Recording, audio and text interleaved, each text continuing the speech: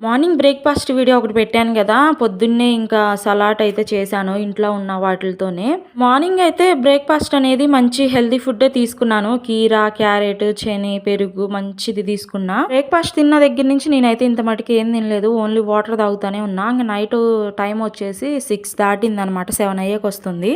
మనం పగలంతా ఎలాంటి ఫుడ్ తిన్నా, ఎలాంటి ఫుడ్ తీసుకున్నా గానీ ఏ ఇబ్బంది ఉండదు. నైట్ వచ్చేటప్పటికి చాలా ఇంపార్టెంట్. నైట్ వచ్చేసి చాలా తక్కువగా తీసుకోవాలనమాట ఫుడ్ అనేది. ఇంక నేనైతే ఇంట్లో బఫాయ ఉందనమాట.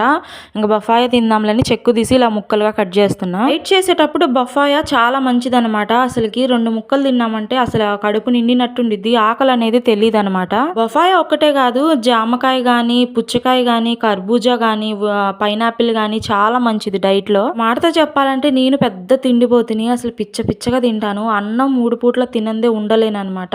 అట్లాంటిది ఈ డైట్ స్టార్ట్ చేసా చూడాలి.